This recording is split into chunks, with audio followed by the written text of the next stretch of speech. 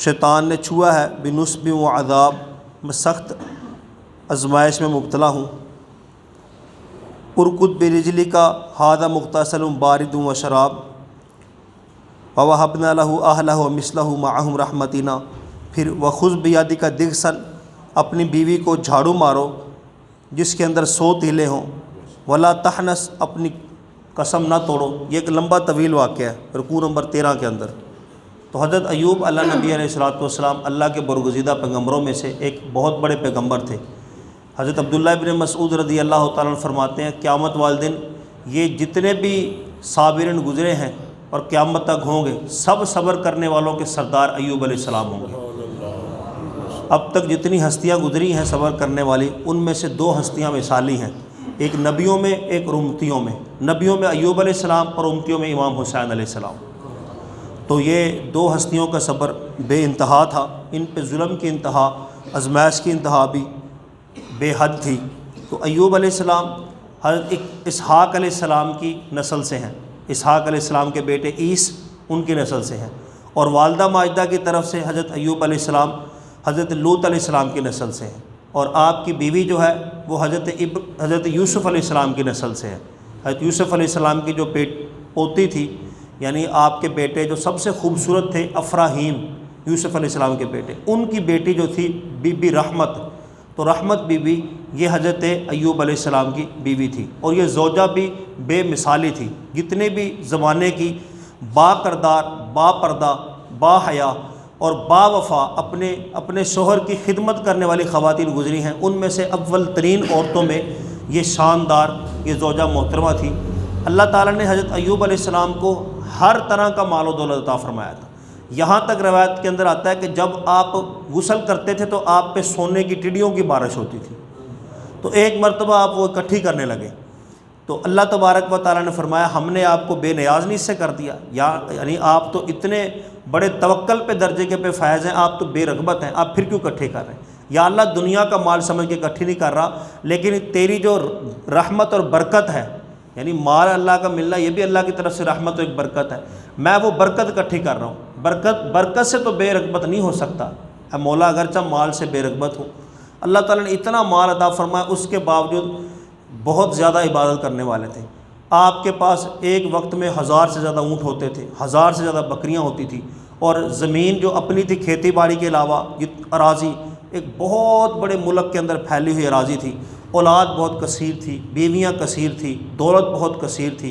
तो अल्लाह ताला ने एक एक चीज़ का इम्तिहान लिया। एक मरतबा सारी औलाद इकट्ठी थी, छत गिरी, सारी की सारी नीचे दब के फ़ौत हो गई। फिर बीवियाँ फ़ौत हो गई, सिर्फ़ एक बीवी बाकी बची। फिर इसी तरह जानवरों के अंदर बीमारी पैदा हुई, वो भी सारे हलाक हो गए। खेत के अंदर कीड़ा लगा, सारी खेती बाड़ी जितनी थी वो सारे के सारे खेत वो सारे हलाक हो गए। तो जब भी आपके माल को, औलाद को या किसी चीज़ को कोई नुकसान पहुंचता था तो आप आगे से यही कहते थे कि अल्लाह का दिया था, उसका तो उसने वापस ले लिया, उसकी मर्ज़ी। जब तक दिए रखा उसका शुक्र, और जब ले लिया उसकी रज़ा पे राज़ी।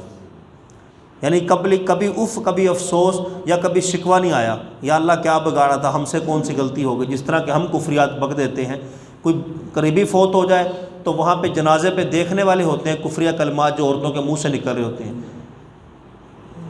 तो हज़रत अय्यूब अलैहिस्सलाम ने फिर अल्लाह तबारक व तआला ने आपके ऊपर आज़माइश डाली। आज़माइश जब बंदे के ऊपर डलती है, इसका मकसद ये नहीं होता कि बंदा इसके गुनाह ज़्यादा हैं। तो अल्लाह तबारक व तआला आज़माइश मुख्तलिफ़ वजूहात की बना पर लेता है। नबी पाक सल्लल्लाहु अलैहि वसल्लम ने फरमाया कि सबसे ज़्यादा आज़माइश जिनको आती है वो अम्बिया का दर्जा है।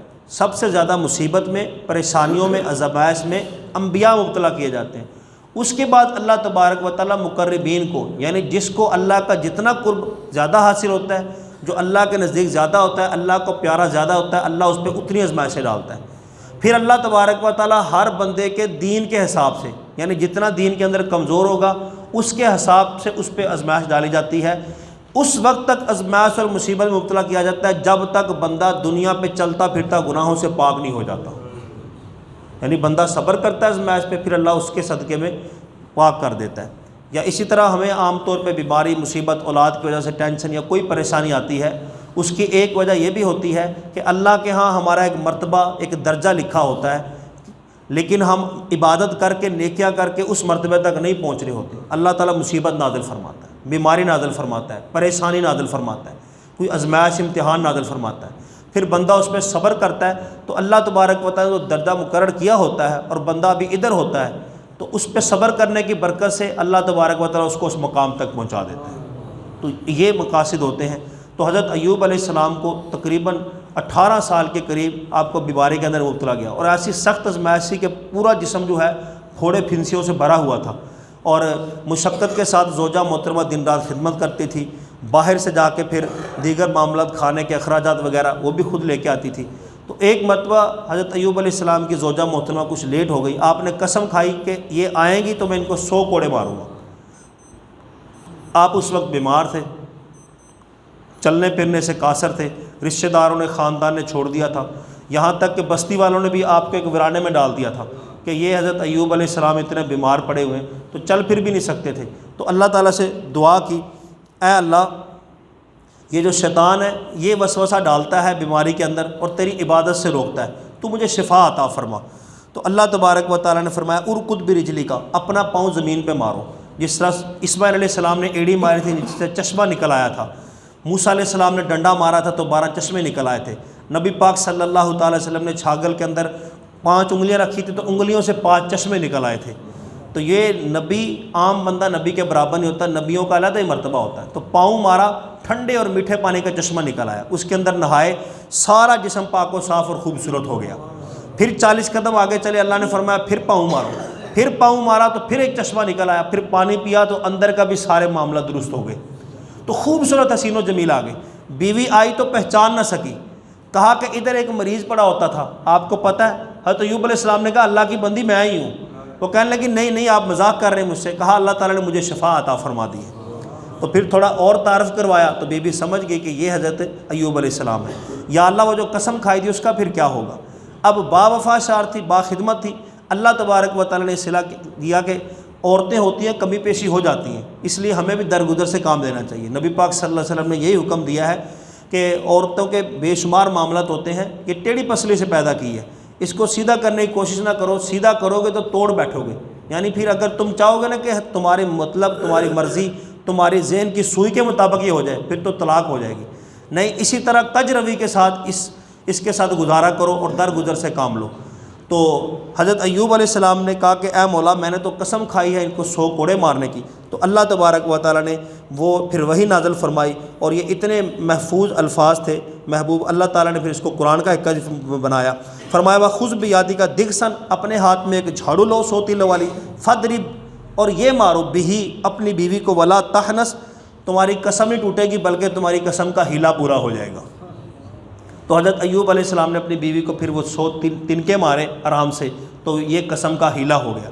अब यहाँ से उलमा कराम ने फिर एक मसला भी अखज़ किया कि हीला शरी हीला करना, कि किसी का हक मारना ना हो, हराम में पड़ने का शिबा ना हो, कोई बातल ज़रिया ना हो, हलाल के लिए हो, हराम से बचना महफूज हो, कोई नेक काम करना मकसूद हो, तो शरी हीला करना बिल्कुल जायज़ है। जिस तरह के यहाँ पे हुआ शरी हीला किया गया। इसी तरह हज़रत इब्राहिम अलैहिस्सलाम की 2 बीवियाँ थी, आपस में लड़ पड़ी दोनों शौकने, तो फितरी अमल होता है। तो हज़रत सायरा ने कसम खाई कि मैं हाजरा का कोई उज़व काट दूँगी, जिस्म का हिस्सा मैं काटूँगी जब मुझे मौका मिला, अकेली में हुई। तो अल्लाह ताला ने जिब्रील अमीन को भेजा कि ए प्यारे खलील इनके दरमियान सुलह कराओ। तो सुलह हो गई। हज़रत सारा ने कहा कि फिर वो जो मैंने कसम उठाई है उसका फिर हीला, उसका क्या बनेगा। तो अल्लाह तबारक व तआला ने फरमाया कि इनको कहो अपनी बीवी हज़रत इब्राहिम अलैहिस्सलाम का कि अपनी दूसरी बीवी के सारा का बोलो अपनी शौकन के कान छीद दे। तो नबी पाक सल्लल्लाहु अलैहि वसल्लम ने फरमाया कि फिर औरतों के अंदर कान छीदने का रवाज उस वक्त से शुरू हुआ जो अब तक इस उम्मत के अंदर जारी व सारी है। तो फिर वो एक कान, क्योंकि वो भी उज़व था, वो काटना हो गया, तो यूँ एक हीला हो गया। इसी तरह नबी पाक सल्लल्लाहु अलैहि वसल्लम की बारगाह के अंदर गोश्त पेश किया गया, तो हुज़ूर अलैहिस्सलातु वस्सलाम ने कबूल फरमा लिया। तो किसी सहाबी ने बताया या रसूलुल्लाह सल्लल्लाहु अलैहि वसल्लम ये जो अभी आपको गोश्त दिया ये सदक़े का गोश्त है, क्योंकि सैयदों पे सदका नहीं लगता और नबी पाक सल्लल्लाहु अलैहि वसल्लम की बारगाह में भी सदका नहीं होता। तो या रसूलल्लाह ये सदका है। तो मैं किसको दिया था ये सदके लिए? कहा कि बुरादा को। उन्होंने फिर आगे मुझे दे दिया। नबी पाक सल्लल्लाहु अलैहि वसल्लम ने फरमाया कि उनके लिए वो सदका था, जिसने भी उनको दिया उनके लिए सदका था। जब वो मालिक बन गई उस चीज़ की उनको जब सदका मिल गया, अब वह जो आगे देंगी जिसको, वो फिर अगले के लिए हुक्म बदल जाएगा, सदका नहीं होगा बल्कि अगले के लिए तोहफ़ा होगा। बिल्कुल भी ऐने ही ज़कात के मामले भी मामला इस तरह, ज़कात के मसले में ना मस्जिद बना सकते हैं, ना ज़कात का पैसा मदरसे में लगा सकते हैं, ना पुल पे लगा सकते हैं, ना सड़क पे लगा सकते हैं, ना हॉस्पिटल पे लगा सकते हैं, ना जनाजगाह ना कब्रिस्तान पे लगा सकते हैं, ना अपनी गली का रास्ता सीधा कर सकते हैं, ना नलका लगा सकते हैं। बहुत से लोग अपनी ज़कात इसमें ज़ाया कर रहे होते हैं, वो समझते हैं हम नेक काम कर रहे हैं तो नलका लगवा दिया ज़कात से कि राहगीरों के लिए पानी का बंदोबस्त हो गया, अस्पताल में दे दी। तो बिल्कुल ये गलत और नाजायज़ तरीका है, इससे ज़कात जो है वो ज़ाया हो जाती है। उलमा किराम ने इसका तरीका ये बताया कि जो कुरान पाक ने लिस्ट बताई है मुस्तहिकीन की कि जिनको ज़कात लगती है, उनको मालिक बना दे पैसों का, फिर उनको कह दे कि मैं फ़लाँ नेक काम करना चाहता हूँ, फिर वो बंदा वो पैसे जो आपने मिसाल के तौर पे मस्जिद को आप देना चाहते हैं ज़कात के पैसे, तो नाफला नहीं है, तो किसी फ़कीर को जो मुस्तहिक है ज़कात का उसको दे दे 50,000 रुपया, वो अपने तौर पे तोहफ़ा तुम्हें वापस कर दे या सीधा मस्जिद के मुतवल्ली को दे दे। अब उसके हक़ में ज़कात होगी, लेकिन वो जो आगे दे रहा है वो तोहफ़ा हो गया। तो यूँ मस्जिद को, मदरसे को, हस्पताल को, नलका, सड़क, गली, कब्रिस्तान, जनाज़गाह, हर नेक व जायज़ काम में ज़कात इस्तेमाल कर सकते हैं हीला करके। तो मदारस के अंदर भी जब दी जाती है ज़कात तो वो हीला करके यूँ ही इस्तेमाल करते हैं। तो अल्लाह ताला की बारगाह में दुआ है जो सुना अल्लाह ताला कबूल फ़रमाए। तो इससे हज़रत अय्यूब अलैहिस्सलाम के वाक़े से एक तो हमें सब्र का सबक मिलता है, और एक जो है वो बीवी के जब खामन परेशानी के अंदर हो उसका क्या किरदार होना चाहिए, इससे हमें यह पता चलता है। नबी पाक सल्लल्लाहु अलैहि वसल्लम ने फरमाया कि 3 बंदे मरते ही सीधा जन्नत में चले जाते हैं, उनके और जन्नत के दरमियान कोई चीज़ रुकावट नहीं बनती। नंबर 1 वो बंदा जिसके ऊपर औलाद का बहुत ज़्यादा हो, यानी ख़ानदान बड़ा हो, लेकिन फिर भी वो अपनी औलाद को हलाल लुकमा खिलाए। और नंबर 2 फरमाया वो बंदा जो इतनी पक्की तौबा करे गुनाह से, जो भी उसके अंदर गुनाह था, कि जिस तरह जानवर के थन के अंदर दूध दोबारा दाखिल नहीं हो सकता, इस तरह वो दोबारा वो गुनाह नहीं करेगा। फरमाया मरते वक्त वो सीधा जन्नत में चला जाएगा, कोई चीज़ रुकावट नहीं बनेगी। फरमाया तीसरी वो औरत जब इस दुनिया से जा रही हो तो उसका खावंद उससे राज़ी हो।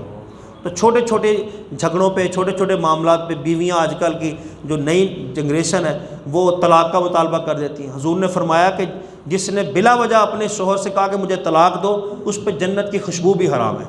जन्नत पे जाना तो बड़ी दूर की बात, खुशबू भी हराम है। तो इसलिए ये औरतों के अंदर ये हज़रत अय्यूब अलैहिस्सलाम की ज़ौजा मोहतरमा का जो किरदार और सीरत है, इससे भी सबक हासिल करने के लिए हिदायत के फूल हैं। अल्लाह ताला की बारगाह में दुआ जो सुना अल्लाह ताला कबूल फरमाए। दुरूद इब्राहिमी का दूसरा हिस्सा हम दोहराते हैं, मेरे साथ मिल के पढ़िए। मुहम्मदिन व अला आलि मुहम्मदिन अल्लाहुम्मा बारिक, इसका मतलब है ऐ अल्लाह तू बरकत दे, मुहम्मदिन यानी मोहम्मद सल्लल्लाहु अलैहि वसल्लम को बरकत दे, व अला आलि मुहम्मदिन और आले मोहम्मद को बरकत दे, कमा बारकता अला इब्राहीमा, जिस तरह तूने बरकत दी इब्राहिम अलैहिस्सलाम को, व अला आलि इब्राहीमा इन्नका हमीदुम मजीद। तो ये दरूद इब्राहिमी है। हम अहले सुन्नत के नज़दीक सबसे अफजल तरीन दरूद वो है जो अल्लाह ताला ने सबसे अफजल इबादत नमाज के अंदर रखा है। सबसे बेहतरीन और अफजल और ज़्यादा सवाब वाला दरूद इब्राहिमी है। इसकी भी कसरत करनी चाहिए। लेकिन साथ साथ उलमा किराम ने यह भी मसला लिखा है कि अल्लाह ने कुरान के अंदर हुक्म ये दिया है, या अय्युहल्लज़ीना आमनू सल्लु अलैहि व सल्लिमू तस्लीमा, ऐ ईमान वालो अपने महबूब पे खूब दरूद पढ़ो और खूब सलाम भेजो। अब कुरान ने 2 हुक्म दिए, एक दरूद पढ़ने का, एक सलाम भेजने का। दरूद इब्राहिमी दरूद तो है लेकिन इसके अंदर सलाम का लफ्ज़ नहीं है। तो अगर सारी ज़िंदगी बंदा दरूद इब्राहिमी ही पढ़ता रहे तो फिर कुरान के हुक्म पे अमल नहीं हो सकता। कुरान ने तो कहा सलाम भी पढ़ो। तो इसलिए नमाज के अंदर या कभी कभार दरूद इब्राहिमी भी पढ़ा जाए क्योंकि अफजल तरीन दरूद है, और लेकिन ज़्यादा सवाब और बरकत और रहमत हासिल करने के लिए ऐसा दरूद पढ़ा जाए जिसके अंदर सीगा सलाम भी हो, क्योंकि कुरान ने कहा सल्लु दरूद भी भेजो, वसल्लिमु सलाम भी भेजो, ताकि कुरान के हुक्म पे अमल भी हो जाए और महबूब अलैहिस्सलातु वस्सलाम की खूब बरकतें भी हासिल हो जाए। तो ऐसा सीगा सल्लल्लाहु अलैहि वसल्लम, इसके अंदर दरूद भी है, सलाम भी है, पूरा दरूद पाक है सल्लल्लाहु अलैहि वसल्लम। अस्सलातु वस्सलामु अलैका या रसूल अल्लाह, दरूद भी है सलाम भी है, यानी मुख्तसर भी है और दरूद व सलाम दोनों भी हैं, कुरान के हुक्म पे भी अमल हो जाता है। तो अल्लाह ताला की बारगाह में दुआ जो सुना अल्लाह ताला कबूल फरमाए। बिस्मिल्लाहिर्रहमानिर्रहीम।